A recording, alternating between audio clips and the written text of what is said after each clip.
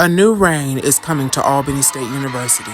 Now, I am pleased to announce that our 81st Miss Albany State University is Miss Jordan Elder.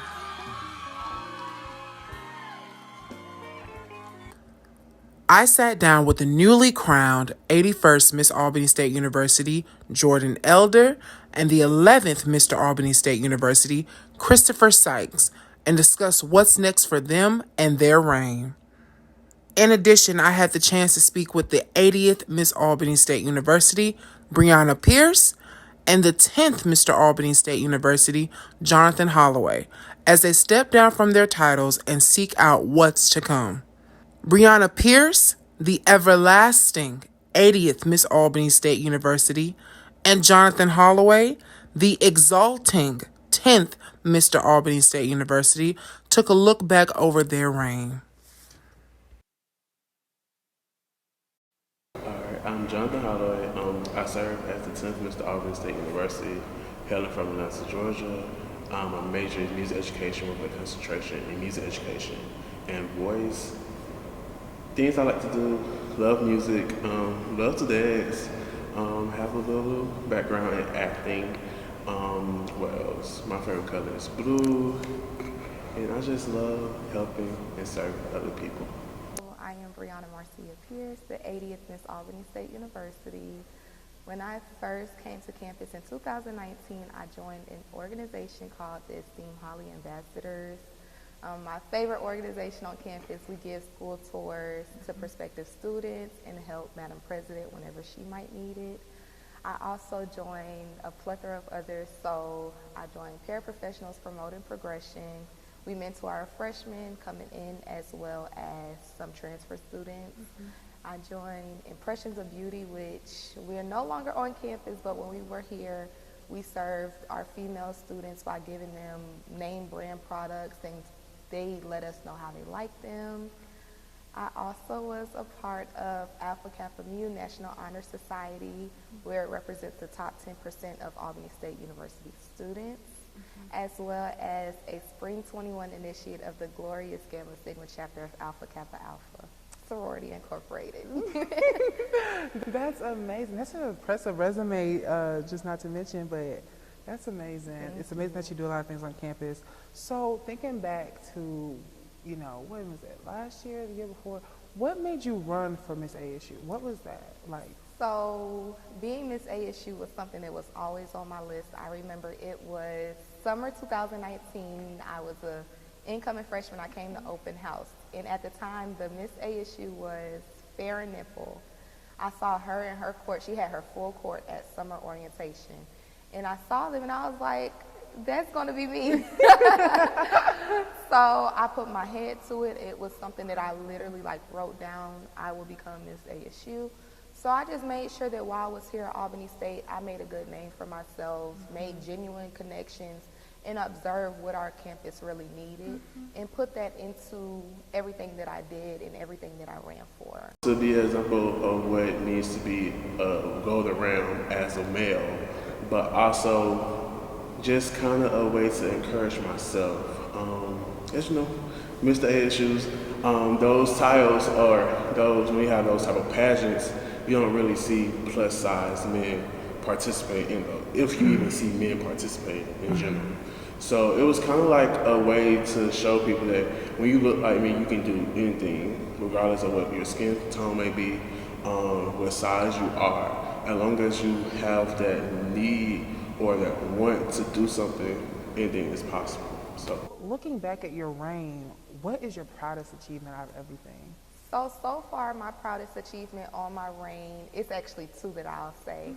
Working with the Office of Recruitment, being able to connect with my Holly Ambassador experience with Miss ASU has been amazing.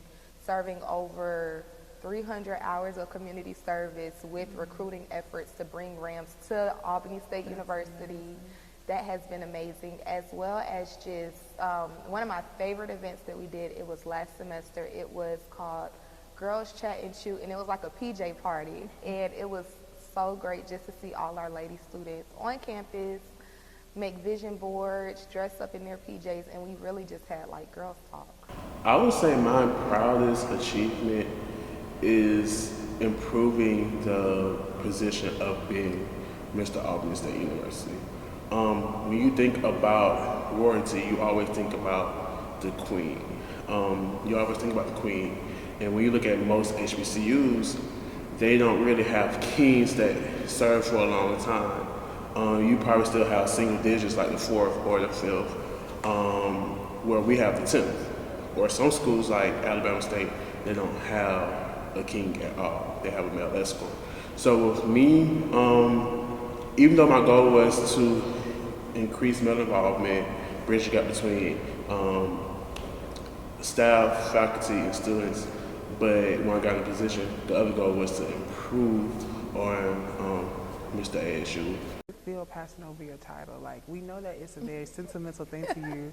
So how does it feel just passing the torch? It's really a bittersweet emotion, but it's positive. Like, I am so excited to see Jordan reign as the 81st Miss Albany State University. I know that she will do great.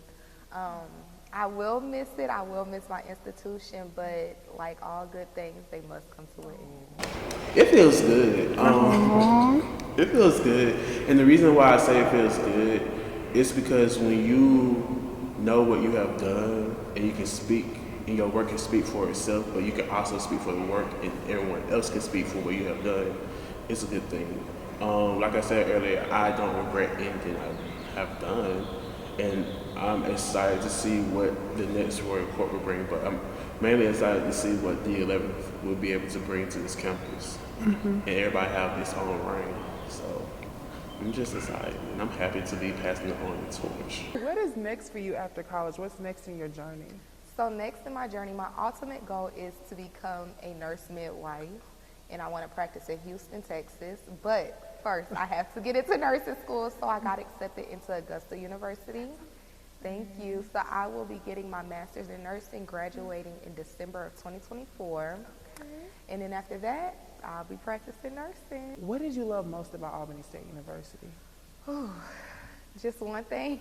Whatever's on your heart. Whatever's on your heart. The one thing that really is going to stick with me is the Ramley feel. And that's a saying that we don't take lightly here. I've experienced the Ramley feel, which is a true Ram family. We look out for one another. We care for one another. When one is down, we lift them up no matter what it takes.